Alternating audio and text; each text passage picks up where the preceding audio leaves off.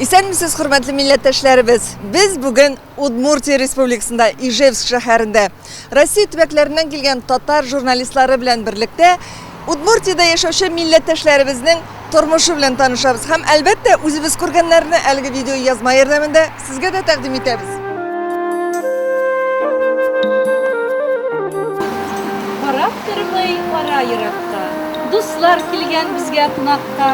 Дуслык бит ул тормыш үзәге. Дуслык бит ул тормыш бизәге. Хәерле көннәр, хөрмәтле милләттәшләребез, кунакларыбыз. Сезне күрүгә без бик шат бүген.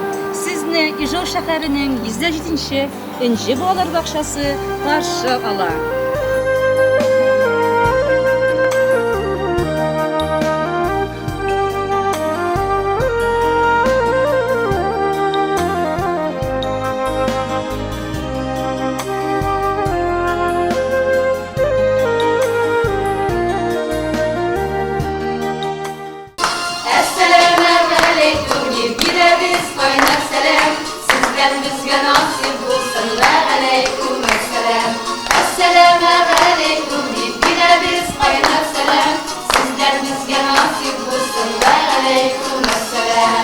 Рөхсәт итегез сезне үзебезнең балалар бакчасы белән таныштырып китәргә.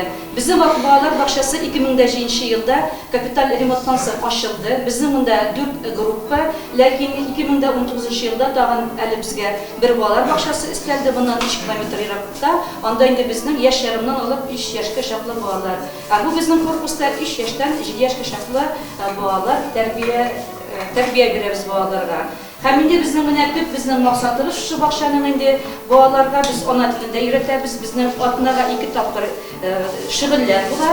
Һәм инде балаларны халкыбызның мәдәнияте белән, йолалары белән таныштырабыз. Һәм инде без күбрәк менә кәҗәләр темасына эшлибез, чөнки инде Мин Ак Калфак оешмасының җитәкчесе, минем инде коллектив кызлары, алар инде Ак Калфак әгъзалары. Шунлыктан инде менә безнең иң төп инде шушы тема шәҗәрә. Менә монда сез күрәсез, бу бармак уеннары шәҗәрәләре. Без аны кичкеләр төркеменнән башлыйбыз. Балалар бу төркемдә 4 бармак уены беләләр. Аннан соң алар кешеләр инде безнең урташлар төркеменә, анда тагын 4 уен өстәлә, 8 уен була. 8 уен балалар бит татарча беләләр.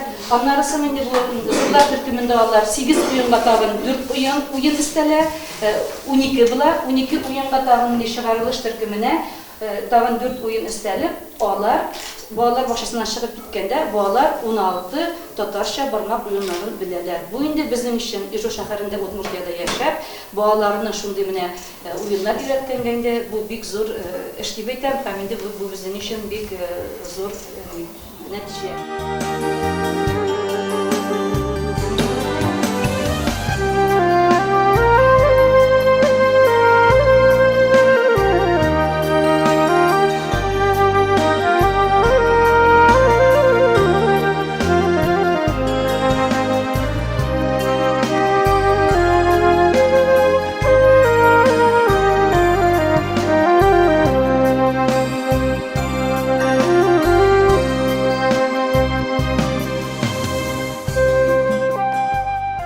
Milli бүлмәбез. Монда инде безнең балалар кереп, тарихка кайталар. Безнең халкыбызның тарихы белән танышалар, тормышы белән танышалар. Ничек итеп яшәгәннәр, әле балалар белән бигрәк тә күңелле. Безнең менә балалар шунда менеп утыралар, кичкенә балалар инде кунакларны каршы алалар, татарча исәнләшәләр, татарча сөйләшәләр, сәламлиләр, аңлаталар. Ни өчен бу сәке? Сәкедә көндез ашаганнар, аны кич белән инде ул сәке анда йоклаганнар дип, бәллүләрне тибрәтеп, бәллү җырлары өйрәнәләр. Чөнки безнең әле бакчада медиатека эшләнелде. Анда инде безнең менә шушы бөтен сынамышлар, табышмаклар, әкиятләребез, җырларыбыз, татарныкы гына түгел, даже удмурт композиторларының анда төрле әйберләр эшләнелде.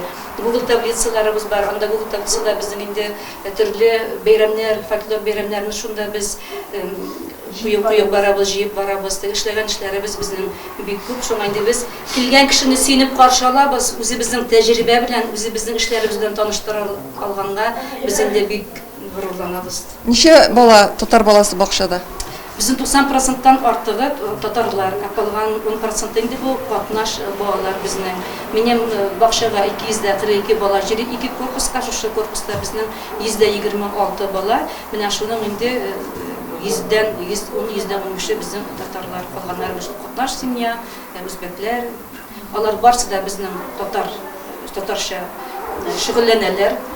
Şugullarda alab oturalar. Çünkü bizim образовательная самая программа кертилгән бу инде безнең татар теле дәресе. Теге кружок кына түгел. Һәм инде тагын безнең лесераны юнәле татар теле дәресеннән башка алар белән тагын татарча түгәрәкләр оештыра.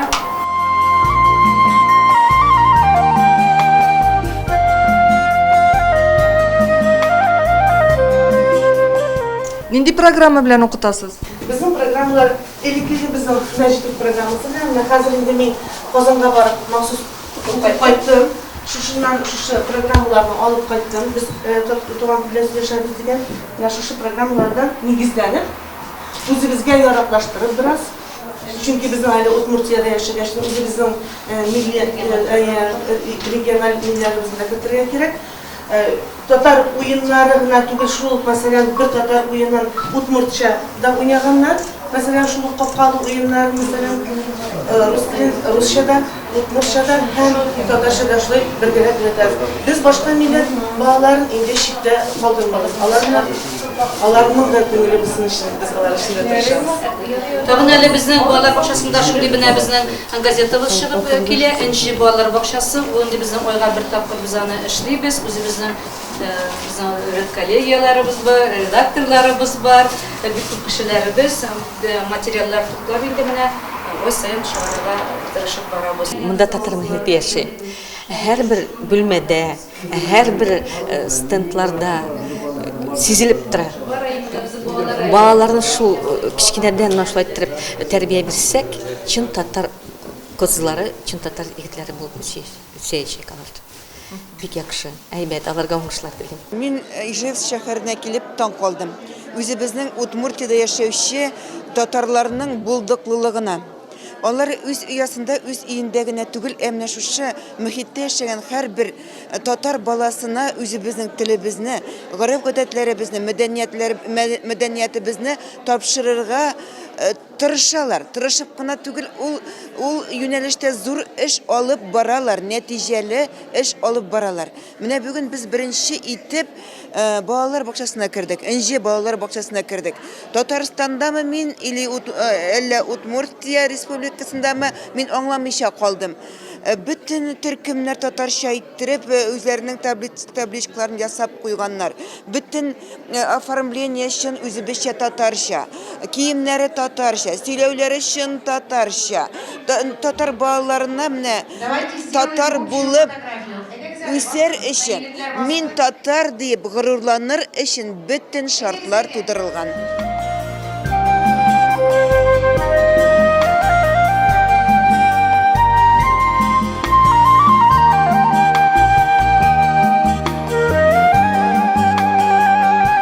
Хәзер Ижау Җәмик мәчетенең ишек алдында торабыз. Менә безнең артыбызда 2 катлы өй. Элек бу таш, хәзер инде элек ул агачтан салынган мәчет иде. Ул мәчет монда татарлар килеп эшли башлагач, эшчеләрнең торган урыннарында, урамнарында салынган булган. Әмма анда завод төзелә башлагач, аны күчерү проблемасы килеп тугач, ул мәчетне безнең ата-бабаларыбыз бер төндә сүтеп, менә шушы урынга күчереп салып куйганнар. Һәм инде ул бик озак еллар торды. 1992 елда ул мәчеткә манарада куелды, чөнки элек манара рөхсәт ителмәгән иде. Һәм инде мәктәп төзелде. Мәчет ярдәме белән ул мәктәпне ачу өчен иминлекне саклау кирәк иде. Янгын чыгу куркынышы булганга агач мәчетне алдылар һәм инде менә 4-5 ел элек шушы агач мәчет урынында яңа таш мәчетне салып куйдылар. Әмма аның проекты шушы агач мәчетнең проекты иде.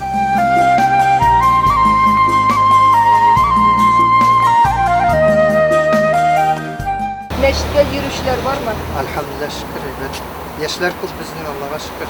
Әле татарлар менә бу мәчет башка мәчетләрдән аерыла, бездә татар нисбәте иң зур. Вәгазьләр татарча. Ха? Вәгазьләр татарча. Вәгазьләр кызганыч менә хәзер китте күбрәк русча, ләкин башында теге менә Аллаһ Тааланы мактаулар, нитүләр, дугалар, аларын да татарча күбрәк бара. Ә вәгазь үзе чөнки бездә халык һәр катнашып мөмкин генә юк. Бездә һәр урыслар да бар, мөселманнар, арлар, удмуртлар да бар, мөселманнар, таҗиклар инде татарча аңламыйлар, шуңа күрә үзбәкләр генә булса татарча җитәр. Әйе, бунда ни шулай русча сөйләргә туры килә.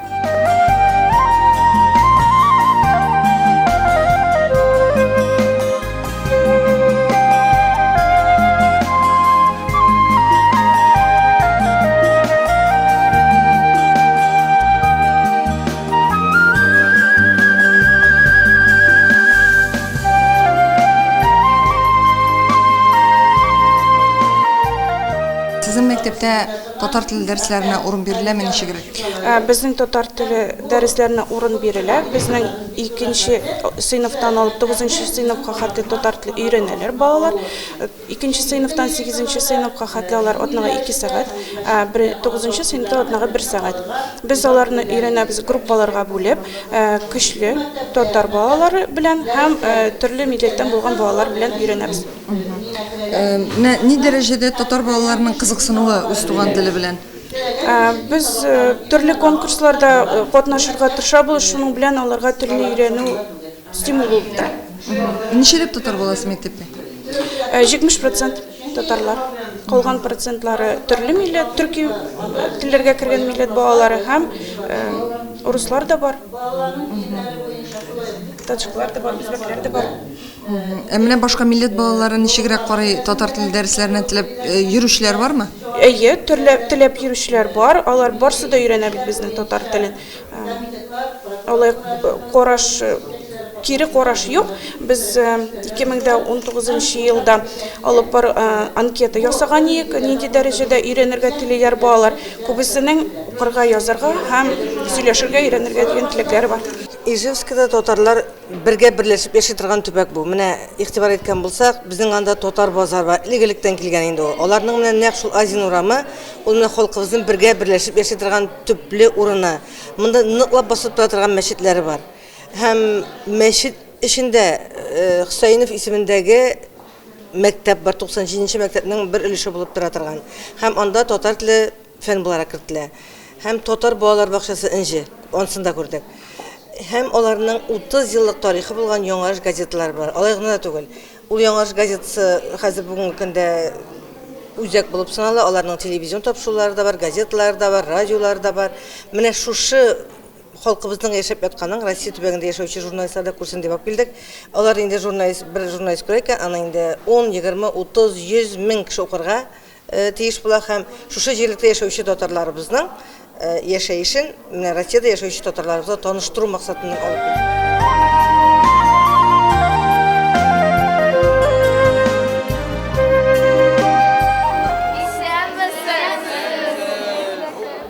Удмуртия татарларының үзләренең Яңарыш дип аталучы газетасы да бар. Аның чыга башлауына инде 30 ел. Россия төбәкләреннән килгән татар журналистлары менә шушы Яңарыш газетасының тантаналы бәйрәм чараларында да катнашты.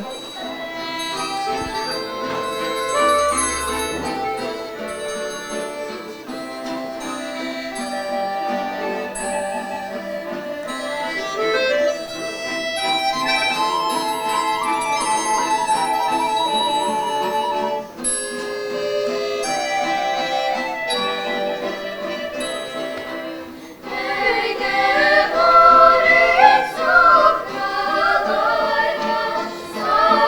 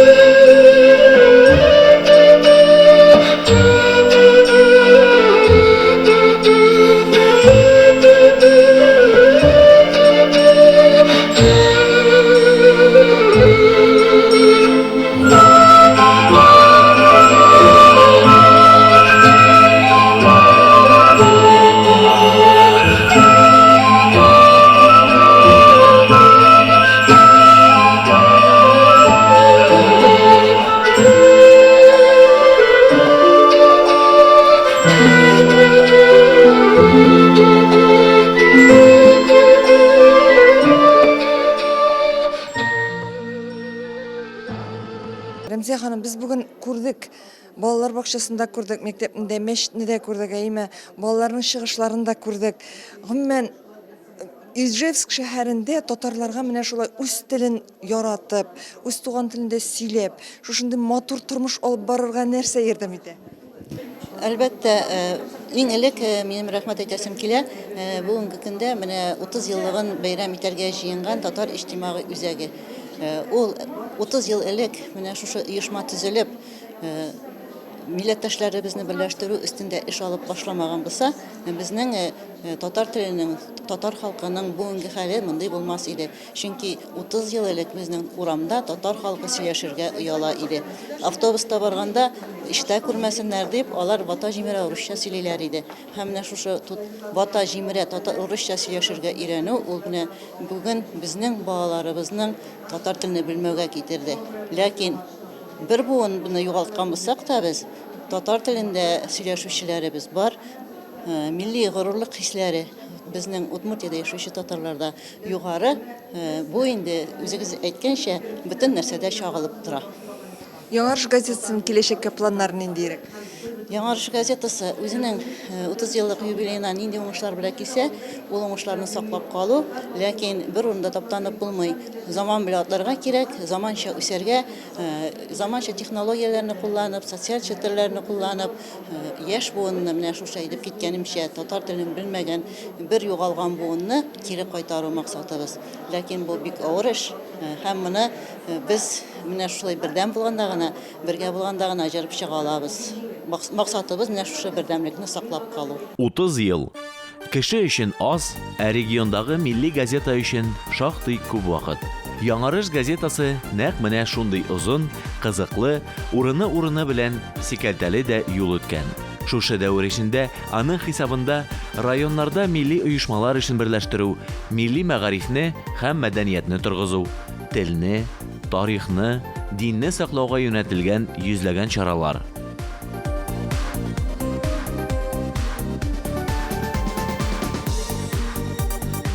Удмуртиядә милли газета нәшер итә башлауны татар иҗтимагый үзәге тәкъдим итә. Максатлары республика татарларын берләштерү, милли мәдәниятне, мәгарифне торгызу. Ноябрь аенда милли басмага исем сайлана. Беренче тиражны 1991 елның 4 мартында алалар. Газетаның беренче мөхәррирләре Мәсгуд Гаратуев, Закуан Нуретдин, Фарсил Махьянов, Амур Фалах.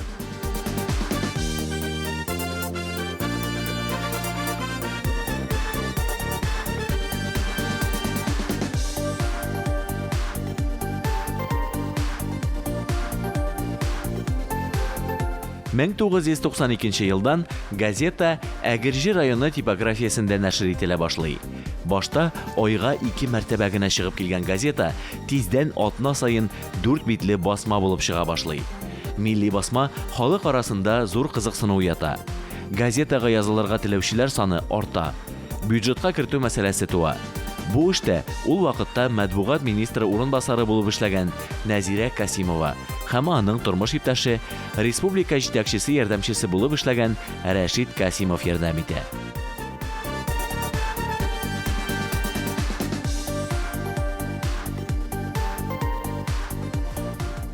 Яңарыш газетасы тиз арада милләттәшләребез ышанычын яулап, чын халык газетасы дәрәҗәсенә ирешә. Редакция тырышлыгы белән Удмуртия язучылар берлегендә һәм Удмуртия журналистлар берлегендә татар бүлеге оештырыла. Татарстан язучылар берлегенең региональ бүлеге рәсмиләштерелә. Бүгенге көнгә кадәр Яңарыш газетасы ярдәме белән җирле авторларның 100-гә якын китабы дөнья күрде. 1999 елдан баш мөхәррир вазифаларын Ирек Шарипов үти. Кайчандыр A4 форматында листовка рәвешендә генә булып чыга башлаган газета 16 битлегә әверелә. 30 ел дәвамында республика татарларының яшәеше, милли чаралар, мәгариф, дин, тарих, әдәбият газетаның төп сәхифәләре булып тора. Газетаның геройлары Удмуртиядә яшәүче милләттәшләребез арасында зыялы шәхесләр, булдыклы, үрнәк кешеләр, татар авыллары.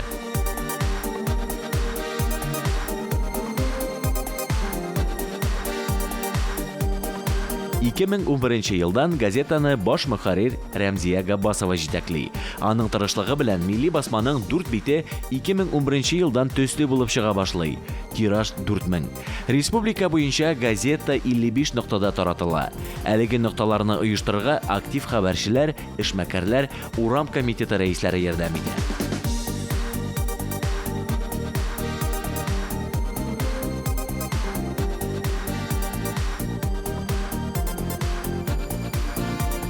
Редакциядә сәләтле һәм көчле коллектив эшли.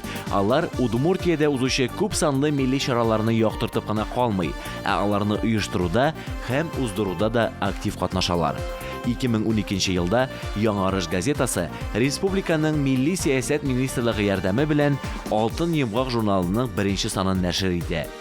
Газета 6 тапкыр Бәллүр каләмгә дә ия була. 1 тапкыр Татар рухы һәм каләм бәйгесе җиңүчесе. 3 тапкыр Россиянең Алтын фонды исемлегенә кертелә. Милли басмада эшләүче журналистлар да республика һәм шәһәр күләмендә конкурсларда, акцияләрдә актив катнашалар һәм җиңүләргә лаек булалар. Яңарыш матбугат һәм мәгълүмат үзәге дә булып тора. Удмуртия телеканалында 10 елдан артык хәерле иртә тапшыру чыгып килә. Газетаның үз сайты, социаль челтәрләрдә актив төркемнәре бар. Милли басма замана белән бергә атласа да, 30 ел элек куелган кыйбласына тугры кала. Ул һәр вакыт тел, милләт, мәдәният сагында. Яңарыш газетасының эш юнәлешләрен башка регионнардагы һәм Татарстанның үзендәге татар газета журналларына үрнәк итеп куярга мөмкин. Рәхим итегез кунаклар, сезне үзебезнең редакциядә күрүебезгә шиксез шатбыз. Без инде Яңарыш газетасы Удмуртиядә 30 ел чыга. Бу бинада без 15 елга якын эшлибез. Ничә кеше? Бүгенге көндә безнең штатта 10 кеше журналистларыбыз. Менә басып безнең журналистлар шушында эшлиләр. Диякта шулай ук берничә эш урыны бар. Безнең Яңарыш газетасы фанаты астында телетапшырулар да бар. Алар монда эшләмиләр. Аларның инде эш урыннары Майя Удмуртиянең үзенең офисларында. Сен карар, менә 91 елда 4 елда гына әзерләнчегеме? Менә калная бара бөтен сәүне булып килгән, ни калын булып киткәннәр. Молодцы. Бу Удмуртия татарларының ел язмасы бит алтын.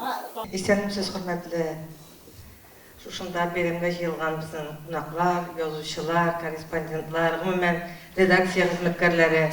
Мин Бөтен дөнья Татар конгрессы башкарма комитетының милли шурасы рәисе, Татарстанның премьер-министры урынбасары Васил Шәйхразиев исеменнән чын күңелдән сәламлыйм. Удмуртиядә безнең бик күп халкыбыз яши һәм аларны сөендереп, менә 30 ел инде Яңарыш газетасы нәшер ителә.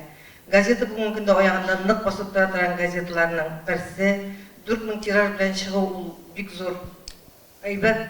Бүгенге көндә интернет заманында, социаль челтәрләр киң җәелгән заманда Удмуртия чикләрен генә узып, ул Татарстан эчендә үзенең материалларын бастыра, чөнки газетада яшәүче татарларыбыз әлеге газетаны бик яратып укыйлар. Газетаның уңышлары шактый. Без сезнең газетабыз белән яхшы таныш, карап барабыз, язмаларыгызны укып барабыз. Үзебезгә ошаганнарын алып татарлар газетасында да бастырабыз. Монысы өчен дә рәхмәт. Менә шулай бергә булып, бердәм булып яшәргә язсын. Инде тагын мин аны бүген бер әйттем, инде тагын ассызык исем килә. Алла бирсә, безнең булачак перепись населения, халык саны исәпкә алу, ул 5 октябрьдә башланып китәчәк. Менә шушы вакытта бу инде сынау, зур сынау, бер ай эчендә безне санаячаклар, барлаячаклар. Менә шушы вакытта без үзебезнең татар икәнебезне исбатлыйк, күрсәтик һәм хәзергечә Россиядә халык саны буенча 2нче урындагы халык булып калыйк. Безнең бай тарихыбыз бар, бай мәдәниятебез бар, бай матбугатыбыз бар. Менә шушы әйберләр біз бергә булганда гына сакланачак. Исән сау булыйк. Мин сезне бик яратам, бик хөрмәт итәм. Менә шулай аралашып, бер бөтен татар милләте булып яшик. В нашей многонациональной Удмуртской республике средства массовой информации на национальных языках, их выпуск и поддержка относятся к отдельным приоритетам реализации государственной национальной политики. Конечно же, знаете, у нас 7 печатных СМИ на удмуртском языке, некоторые из них имеют более вековую историю, уже более чем 100 лет. И 30 лет уже у нас на территории издается наша любимая газета «Инарыш». Рузия Люсовна, еще раз вас с юбилеем поздравляю. Хочется отметить, что издания на национальных языках пользуются особым вниманием со стороны читателей. У них наиболее крепкие аудитории, наиболее преданные читатели, зрители, слушатели. И мы отмечаем, какой большой вклад вносит и удмуртские издания, и газета «Инарыш» в укрепление межнациональной дружбы, в профилактику социальных заболеваний нашего общества, в пропаганду здорового образа жизни в том числе. Про газете «Инарыш» хочется сказать, что они не только поддерживают традиции, культуру, язык татарский на территории Удмуртской республики, но и активно развивают в том числе и литературный язык. Мы посчитали с коллегами, более 70 книг издали штатные и нештатные авторы газеты «Инарыш» за это время, что не может не радовать. Вот. Еще раз всех с праздником. Добрый день, уважаемые участники очень важного для всех нас события, посвященного 30-летию нашей любимой татарской газеты «Янарыш». И мы сегодня искренне рады, что на гостеприимной удмуртской земле собрались самые талантливые, самые уважаемые журналисты нашей, я не побоюсь этого слова, Российской Федерации, которые прославляют литературный, красивый язык татарского народа, которые несут информацию на понятном языке для всех тех людей, кто читает наши издания, кто борется за тиражи. А нашей газете «Янарыш» это успешно удается, потому что мы всегда отслеживаем, какие тиражи, как охотно подписывается татарское население на эту газету. Но вот не зря говорят, что татары это такой народ, который умеет дружить, который умеет поддерживать друг друга. Вот как раз-таки тиражи нашей газеты говорят о том, что действительно успешно удается поддерживать статус этой газеты, ее авторитет, благодаря тому, что подписчики, они преданы этой газете, и они издательство, редакция газеты успешно выстраивает взаимоотношения со своими читателями. Дорогие гости, дорогие участники, дорогая Рамзия Ильдусовна, Лариса Николаевна попросила горячо поприветствовать вас, поздравить вас и вас, дорогие участники форума, поприветствовать на нашей гостеприимной удмуртской земле. Удмуртия – это территория многонационального и межконфессионального мира и согласия, с развитой экономикой, с наукой, со своей самобытной национальной культурой. А в прошлом году мы отметили 100-летний юбилей государственности нашей Удмуртии. Янарыш 1993 елларда үсеп китте дип әйтергә була, 91-дә яшәп. Һәм инде бу еллар чыннан да татар милләтенең Янарыш еллары иде. Башлангыч еллар иде, күп җирлектәрдә әле авылларда татарлык сакланып калса, шәһәрләрдә нәкъ шул 90-нчы еллар бөтенләй бетәр дәрәҗәгә җиткән вакыт иде. Һәм Янарышның төп максаты, уларның берсе, ул да булса Удмуртияда себелеп яшәгән татарларны берләштерү булды. Һәм минемчә бу эш ул вакытта бик кыен булгандыр дип торам. Ул вакытта әле теге читкә чыгып йөргән акчалар да булмаган, транспортлар булмаган замана иде. Телевидение, радио юк заманалары иде ул чагында. Һәм инде менә шушы 30 ел эчендә Янарыш газетасы шул максатка иреште дип әйтә алам. Бүгенге көндә без Янарыштан укып кына булса да, төрле районнардагы булган вакыйгалар турында танышабыз татарлар белән. Шул авторларның исемнәрен генә булса да укып беләбез. Һәм инде Янарыш оештырган чараларда бер-беребезне күреп, бу сез менә буласыз инде дип шунда танышабыз. Һәм шуның аркасында Янарыш безне берләштерде дип әйтергә була. Минемчә ул иң зур казанышларның берсе. Һәм без тату яшәүебездә. Менә халык исәбен алу алдында күп кенә республикаларда бара тарткалышулар, узгышулар. Без татармы, без мишәрме, без булгармы, без керәшенме дип. Әлхәмдүлилләһ, бездә Удмуртиядә андый проблема юк. Бөтенләй юк. Гәрчә булырга мөмкин иде. Biz məsələn bu kəndin yanında yaşayış tatarlar, Noqarat tatarları. Əgər də biz şulay edib yazılarga bir günə söz aytsak, kütərib çıxışlar yetərlik şuna. Kütərib çıxar da idik, əgər də biz mında üzəbizdə şın tatarlar deb his etməgən olsaq. Əgər də 30 yıl elək şul sözünü kütərib çıxqan olsaq, yazılaşaq idi. Ne için deyib aytsam, çünki biz üzəbizдің tilimiz, dialektimiz başqa tildə, ғadətlərimiz başqa tildə, həm көп günə vaqtda bizə kelgan ғalimlər, jurnalistlar, sizning tiligiz dürüst til tugul, siz tatarcha сөйләшмисез deb aytib da ketələr idi. Maqalalar da yazalar idi. Həm televiziyadan күрсәткән vaqtda kommentariy sızına berib, bularning tillari udmurt tili bilan qatışqan ekan, buzilgan ekan deb, bular endi tatardan yiroqlashgan ekan degan ta'sir qalaydi. Endi mana so'nggi 20 yillar, 15 yillar tirasida deb aytırga bular yanarishning tirishligi bilan o'zimizning televideniya xizmatkorlari, radio xizmatkorlari, mana yozimizda bosib turadigan fotografimiz, shuning shekilli tirish kishilarning xizmatlari orqasida bizning tin yoqdagi turadigan tatarlarni butun dunyo ko'rdi ham tanidi. Ham buning uchun men sizga eng ulug' rahmatlarimni aytasim keladi. Барыбызда бүген Удмуртия татарларының не кадәр уңган булган икәненә тагын бер кат инандык, ышандык. Читтәбәтләрдән килгән безнең редакцияләрдә моңа тагын бер кат инандылар. Бу аларыннан башлап, аларына хәтле татарча сөйләшәләр, иҗтимагый тормышларын алып баралар. Менә дигән татар газетасы чыгаралар 30 ел дәвамында. Бу чыннан да бик зур сан. Кайчандыр татар газеталары 1905 елда да шәхси көчләр белән барлыкка килгән булдырылган умумән журналистика һәм бүгенге көндә дә менә без алда утыручы татарның чын мәгънәсендә асыл ул кызларның җилкәсендә бара менә шундый зур эш һәм без билгеле мөмкин хәтле аларга ярдәм кулы сузара һәм һәр вакытта да хәер хаклы булырга тырышабыз. Шуңа күрә әле яңа гына Рамис абый белән дә сөйләшеп алдык. Без Татмедиа исеменнән дә аларга нинди булса ярдәм кирәк була икән, без һәр вакытта да моңа риза нинди дә булса практик күнекмәләр ягыннан булсынмы, я булмаса инде стажировкалар үткәрү һәм башкалар ягыннан. Шуңа күрә без тагы бер кат Яңарыш газетасын ихластан аның коллективын котлыйбыз.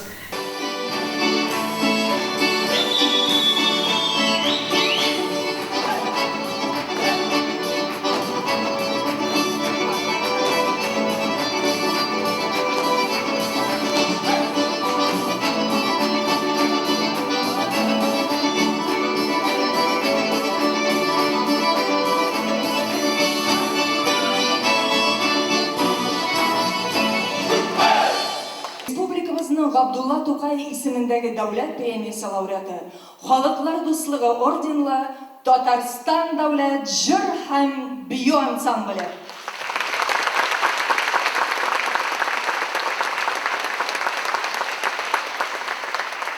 Хәзер сүзне Яңарыш газетасына бирәбез. Бездә бүген Удмуртиядә зур бәйрәм. Иртәдән бирле без Яңарыш газетасының юбилейна багышланган милли чараларны уздырдык. Инде бүген менә шушы матур чараны да уздырырга җыелдык бирегә. Бу Яңарышның юбилее безнең халык саны алдыннан туры килүе белән аеруча җаваплы шырга туры килде. Чөнки бу безнең алда халык санын алу сынау булып тора.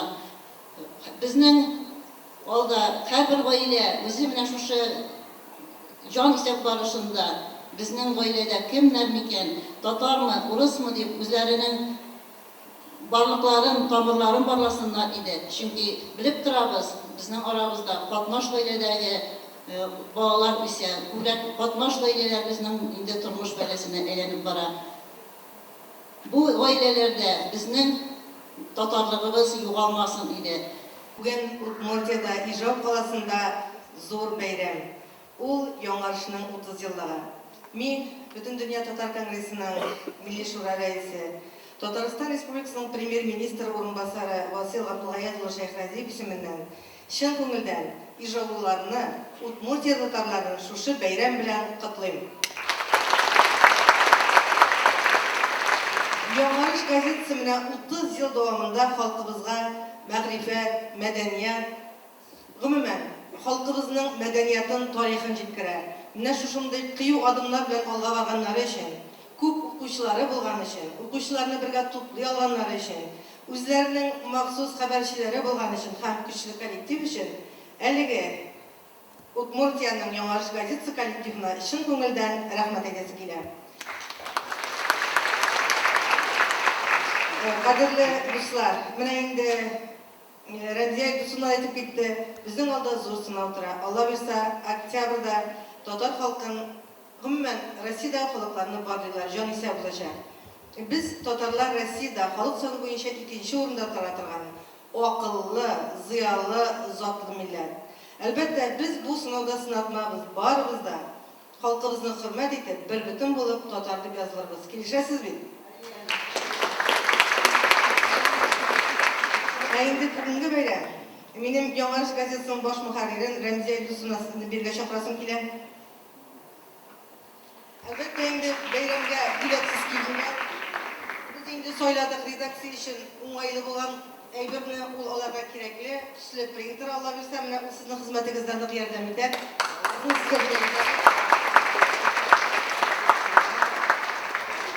Безнең бөтен дөнья татар конгрессының иң зур бүләге бар. Ул милләт алдындагы хезмәтләре өчен бирелгән медаль. Һәм менә бу медальне мин бүген Рәмзия ханымга тапшырам. Исән сау булыгыз. Biz sizi hürmet ederiz. Әле Яңарышның яңгышы бүләге алда исән сау булып, бергә бер бөтен булып яшәргә язсын.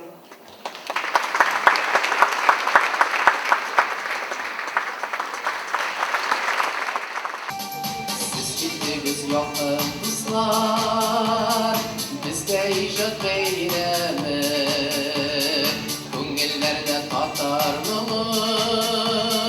Kuldaşı bir beylemi, İcad yolun balkıktırsın, Yamarış, Kırır halkın beyremide, İcada milli balkış, yolun balkıttırsın yamarış, kırır halkın beyremide, İcada milli balkış. Könülün ravşınlay, bizden vakit koşular, her birlik